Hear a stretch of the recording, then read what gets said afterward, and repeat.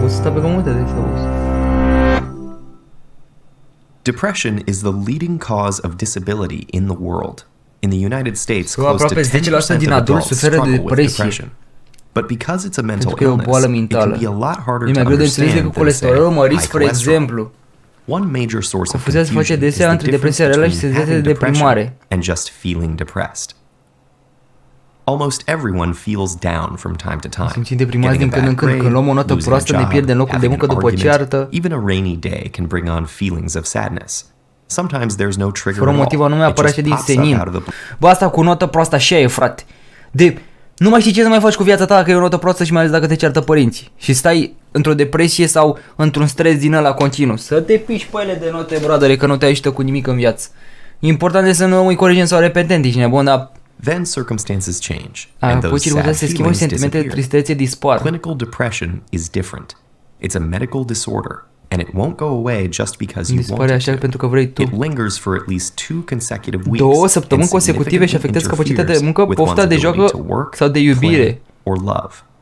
Depression can have a lot of different symptoms: a low mood, loss of interest in things you'd normally enjoy, changes in Modificarea appetite, apetitului, feeling worthless simți or fără valoare sau excessively excesiv guilty, de vinovat. sleeping either too much or too little, poor concentration, restlessness or slowness, loss of energy, or recurrent thoughts of suicide.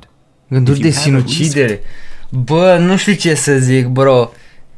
Nu știu ce să zic. Cred că pot spune că am avut depresie când m-am despărțit ultima dată. Ești nebun la cap, cred că aveam depresie. Dar chestia e că nu cred că am trecut prin depresii din astea așa grave, pentru că gen atunci chiar era perioada aia cu YouTube-ul. Alex mersi de follow. Și știți că am făcut maratoane de live-uri și cumva mă simțeam foarte bine făcând live-uri și pușând atunci, știți când a fost cu Rank 30, Edgar, Byron. Of those symptoms. According to psychiatric Dacă ai toate guidelines, cele aceste you 5 simptome, qualify for a posibil să ai și tu o diagnosis of depresie. depression. And it's not just behavioral symptoms. Depression has physical manifestations inside the brain. Manifestări fizice în First of creier. all, there are changes Există that schimbări can be care se seen with the percep cu naked ochiul liber și cu raze eye and X. X-ray vision. These include smaller frontal lobes and hippocampal volumes. On a more micro scale, depression is associated with a few things. I-am 7 The simptome, te-ai abnormal obișnuit cu live-urile, transmission da. or depletion of certain neurotransmitters. Da, și m-am obișnuit especially gen ca serotonin. să vorbesc, chiar dacă nu sunteți aici față în față, să mă vorbesc cu niște persoane care gen aproape, consider mai cel puțin aici pe trouă, că suntem la aceeași undă, știi? Și putem să gândim sau să vorbim anumite chestii gen fără doar și poate. Cristiano mersi de follow. Care gen fără doar și poate suntem la fel, știi?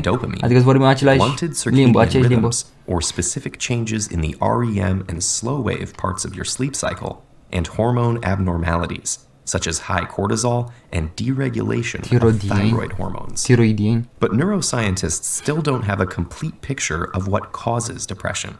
It seems to have to do with a complex interaction between genes and environment. But we don't have a diagnostic Nu tool avem mijloc de that o can stare să prezică accurately momente de predict where buturi. or when it will Bă, și show ai up. ceva care să And because depression rezolve? symptoms are intangible, it's hard to know who might look fine but is actually struggling.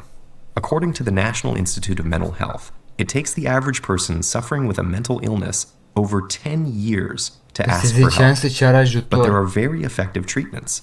Medications and therapy complement each other to boost brain chemicals. In extreme cases, electroconvulsive Terapia therapy, cu electroșocuri, care este o criză indusă controlată în creierul pacientului, e foarte is utilă. also very helpful.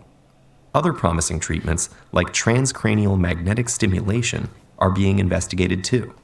N-are So if treabă, you know Octaviane, că someone ei nu au struggling cu with ziua depression, copilului pe 1 iunie. encourage them gently Da, așa to ar seek trebui, ori out pe 1 some of iunie, ori these pe 2 să options. vină. Bravo. You might even offer to help with specific tasks, like looking up therapists in the area or making a list of questions Este to cu ask întrebări a de adresat unui doctor. medic. To someone with depression, these first steps can seem insurmountable.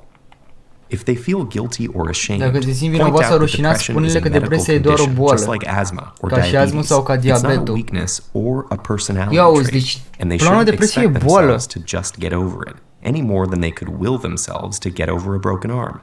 If you haven't experienced depression Dacă yourself, tu nu ai avoid depresie, evită să comparing it to compari boala cu times you momentele felt tale de down. deprimare. Comparing what they're experiencing to normal temporary feelings of sadness can make them feel guilty for struggling. Even just talking about depression openly can help. Bă, For sincer, example, eu am please- avut când eram mic, bine și acum mai am problemele astea, bă, îmi place să fiu perfecționist, bro. Adică îmi place atât de mult astfel încât să să nu fiu în centrul atenției, Andrei, mersi de follow, să nu fiu în centrul atenției și să am cumva grijă la mine ca nu cumva să pic urât în fața, nu știu, altora sau dacă, de exemplu, e nu știu, de exemplu, o clasă, știi? Și sunt foarte mulți, să nu fii clovnul ăla cel mai mare sau, nu știu, să pici atât de prost, atât de urât încât, nu știu, să pare ceva nașpa. Research shows that asking someone about suicidal thoughts actually reduces their suicide risk. Open conversations about mental illness help erode stigma and make it easier for people to ask for help. Da, exact, mai bine taci decât să zici altceva sau prostii. About depression, and the better the treatments will get. Interesant. Ia spuneți.